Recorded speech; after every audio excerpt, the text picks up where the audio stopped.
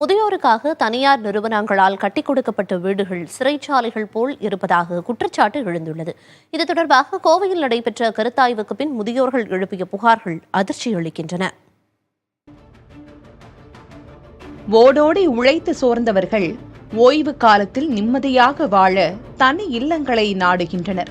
தனியார் நிறுவனங்கள் சார்பில் கட்டிக் கொடுக்கப்படும் வில்லா வீடுகளை வாங்குகின்றனர். பல லட்சம் ரூபாய் முதலீட்டில் வீடுகளை வாங்கும் முதியவர்கள் உறுதியளிக்கப்பட்டபடி அனைத்து வசதிகளும் கிடைக்கும் என நம்புகின்றனர். ஒண்ணுமே கிடையாது, ஒரு ஃபெசிலிட்டி கிடையாது, நோ என்டர்டெயின்மெண்ட், எல்லாம் நிறுத்திட்டாங்க, கம்ப்ளீட்டா நிறுத்திட்டாங்க.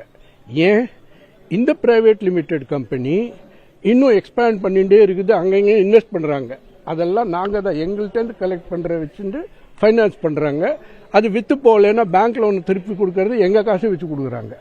அமெனிட்டிஸ் எல்லாம் எங்களுக்கு கொடுப்போம் என்று புரோஷர்ல சொல்லி அவங்களை வந்து வாங்குங்க, இந்த மாதிரி வசதி எல்லாம் கொடுக்கறோம், கேண்டீன் ஏர் கண்டிஷன்டு கேண்டீன் கொடுக்கறோம், ஜிம் கொடுக்கறோம், மல்டி பர்பஸ் ஹால் கொடுக்கறோம், மினி தியேட்டர் கொடுக்கறோம் அப்படின்லாம் எங்களை ப்ராமிஸ் பண்ணி எங்களுக்கு பணம் கொடுக்க சொல்லி அந்த அமெனிட்டிஸ் எல்லாம் எங்க பேர்ல பதிவு பண்ணாம அவங்க பேர்ல பதிவு பண்ணிக்கிட்டு அதை மெயின்டைன் பண்றதுக்கு எங்க கிட்ட காசு வாங்குறாங்க.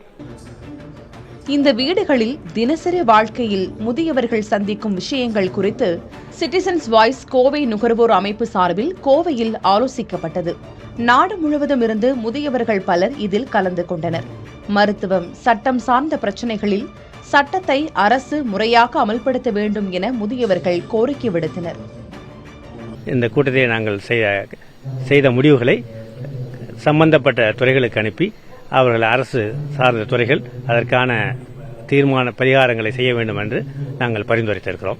குறைகள் இருக்கு, சொன்ன மாதிரி சில இடங்கள்ல அவங்க ப்ராப்பர்ட்டி அவங்களுக்கு பிரகாரம் யாருக்கு போறது, அவங்க தான் விற்கணுமா வேற யாரா விற்கலாம் அப்படிங்கிறனால குறை, வாடகை கூடுறதுல இருந்தெல்லாம் நிறைய பிரச்சனை இருக்கு. உணவுல பழக்க வழக்கத்திலே நிறைய கட்டுப்பாடு, சில கம்ப்ளைண்ட் இருக்கு. சில ஹோம்ஸ் நல்லா பண்ணிட்டு இருக்காங்க. எந்த ஹோம்ஸ்ல என்னென்ன ப்ராப்ளம் இருக்குங்கிறத நாங்க நம்ம சிட்டிசன்ஸ் வாய்ஸ்ல அடுத்தபடியா இவங்களுடைய ஆதரவோடு இவங்க முன் வந்தாங்கன்னா நாங்களும் அவங்களும் சேர்ந்து ஒரு அடுத்த கட்ட நடவடிக்கை எடுக்கலாமான்னு முயற்சி பண்ணிட்டு. முதுமை என்பது மற்றொரு குழந்தை பருவம் போன்றது என்றும் முதியவர்களை அரவணைக்க வேண்டியது சமூகத்தின் கடமை என்றும் கூறுகின்றனர் முதியவர்கள். புதிய தலைமுறைக்காக ஒளிப்பதிவாளர் முத்துப்பாண்டியுடன் செய்தியாளர் சுதீஷ்.